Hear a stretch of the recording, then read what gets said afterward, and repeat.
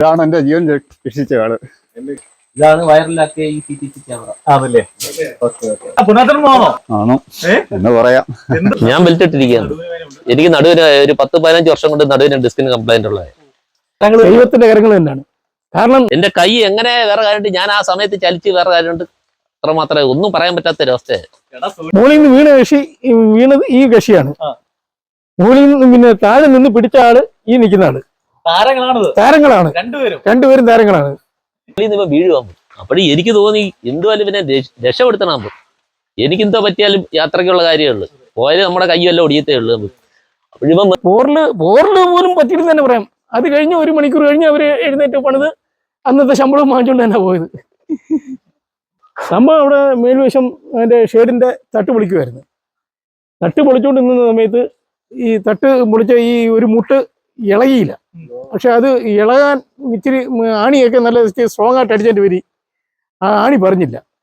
അത് പറഞ്ഞു വന്നപ്പോഴത്തേക്ക് ഈ മുട്ടും ഈ ആളുമായിട്ടാണ് താഴെ വീണത്. അപ്പോഴേ ഈ ആളിങ്ങനെ അവിടെ നിൽക്കുമായിരുന്നു. ഈ കക്ഷി ഇത് ഇളക്കുന്ന കണ്ടുകൊണ്ട് അയാളിങ്ങനെ കൈ കാണിച്ച് ഇയാൾ വന്ന് കൈ വീണു. ആരുടെ ഭാഗ്യം ഒന്നും പറയാൻ പറ്റില്ല. ആരുടെ ഭാഗ്യമായാലും ശരി, ഇത് മൊത്തത്തിൽ ഒരു ഭാഗ്യം എന്ന് തന്നെ പറയാം.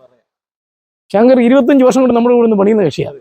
പക്ഷേ ഈ 25 വർഷത്തിനകത്ത് വെച്ച് ആദ്യമായിട്ടുണ്ടായ ഒരു സംഭവമാണ്. പോറില് പോലും പറ്റിയെന്ന് തന്നെ പറയാം. അത് കഴിഞ്ഞ് 1 മണിക്കൂർ കഴിഞ്ഞ് അവര് എഴുന്നേറ്റ് പണിത് അന്നത്തെ ശമ്പളം വാങ്ങിച്ചുകൊണ്ട് തന്നെ പോയത്.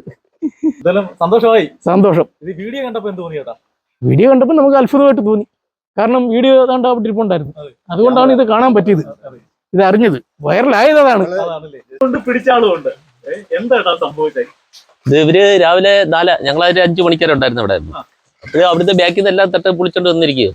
അപ്പോഴും ഞാനിവിടെ നിൽക്കുകയോ, ഇവര് ബാക്കിയെല്ലാം ഇളകിയിട്ട് 2 മുട്ട ഉണ്ട്. പുള്ളി എപ്പോഴും കയറി ആ മുട്ട ഒന്ന് ഇളക്കിയതാ. പക്ഷെ പിടിച്ചപ്പോഴത്തേക്ക് ആ മുട്ട ഒന്ന് ബാലൻസ് ഒന്ന് തെറ്റിയുണ്ട്. അങ്ങനെ ഞാൻ ഇങ്ങനെ നിൽക്കുകയോ.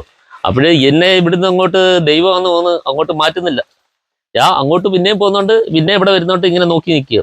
അപ്പോഴും കൊതുവിനെ അടിച്ചിട്ട് പിന്നെ നോക്കി നിൽക്കുക. നോക്കി നിന്നപ്പോഴാണ് പുള്ളി അവിടെ നിന്ന് മേളിൽ നിന്ന് വീഴുന്ന. ഇതാണ് ഞാൻ ഇവിടെ ഇന്ന് ഇവര് 2 പേരും ഇപ്പറ അവിടെ നിൽപ്പുണ്ട്.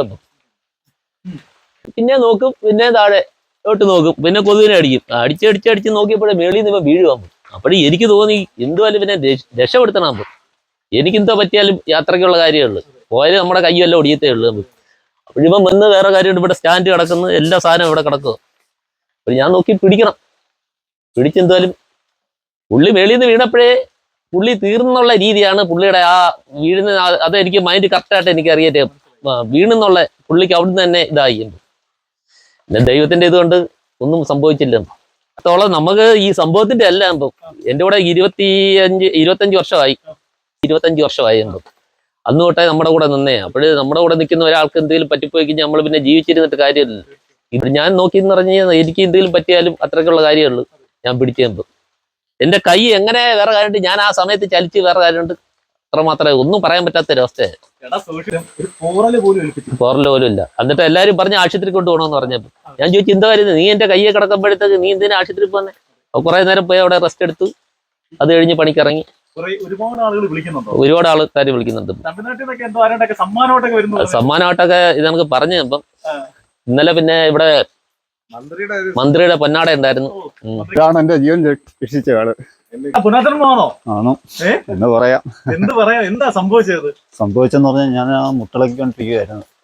അങ്ങനെയാണ് ഇങ്ങനെ കൈ തെറ്റി, ബാലൻസ് തെറ്റി ഞാൻ താഴെ വീഴുകയായിരുന്നു. പിന്നെ ഞാൻ നോക്കുമ്പോൾ പുള്ളിയുടെ കയ്യില്ല, ഞങ്ങൾ രണ്ടുകൂടെ വീണ്.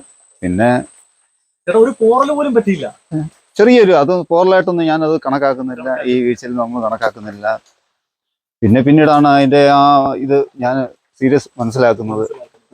ഞാൻ എല്ലാം ഓക്കെ ആക്കി ഞാൻ ആ സമയം ഒന്ന് പേടിച്ച് എന്തോ സംഭവിച്ചെന്ന് പോലും എനിക്കും അറിയാൻ പറ്റത്തില്ല. വീട്ടുകാരൊക്കെ പറഞ്ഞു കഴിഞ്ഞാൽ പുള്ളിക്ക് വേണ്ടി പ്രാർത്ഥിക്കുകയൊക്കെ ചെയ്യുന്നുണ്ട്. എപ്പോഴും വീട്ടില് സന്ധ്യാപ്രാർത്ഥനയിലെല്ലാം പുള്ളിയുടെ പേര് പ്രത്യേകം പറഞ്ഞ് പ്രാർത്ഥിക്കുന്നുണ്ട്. അത് നമ്മുടെ ബന്ധുക്കളെല്ലാം പുള്ളിക്ക് വേണ്ടി ഒരുപാട് പ്രാർത്ഥനകൾ. ഇത്ര ആഴത്തിലാണ് പോകുന്നത്.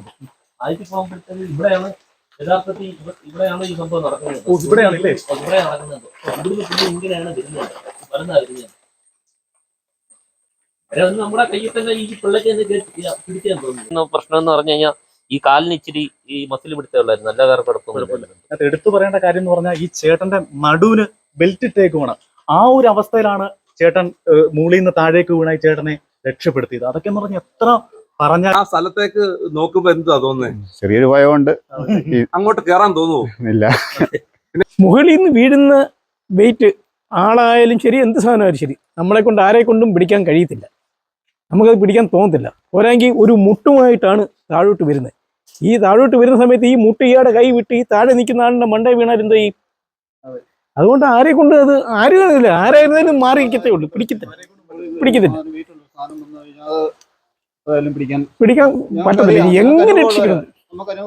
എങ്ങനെ രക്ഷിക്കണമെന്ന് തോന്നിയാലും ശരി, അത് നടക്കത്തില്ല. ഇതെന്തോ ഒരു ദൈവഭാഗ്യം. ദൈവം ആ സമയത്ത് ചെയ്യിപ്പിച്ചു. ആ കയറി ചെല്ലുമ്പോൾ തന്നെ എഴുതി വെച്ചേക്കുന്നു, ജീസസ് ലവ്സ് യു. ദൈവം തന്നെ സ്നേഹിക്കട്ടെ. എന്തായാലും ദൈവത്തിന്റെ അനുഗ്രഹമുള്ള ഒരു വീട് കൂടിയാണ് ഇത്. അതുകൊണ്ടായിരിക്കാം വലിയ പരിക്കുകളൊന്നും പറ്റാതെ, ഒരു പോറൽ പോലും പറ്റാതെ ആ ചേട്ടന്റെ ജീവൻ തിരിച്ചു കിട്ടിയത്.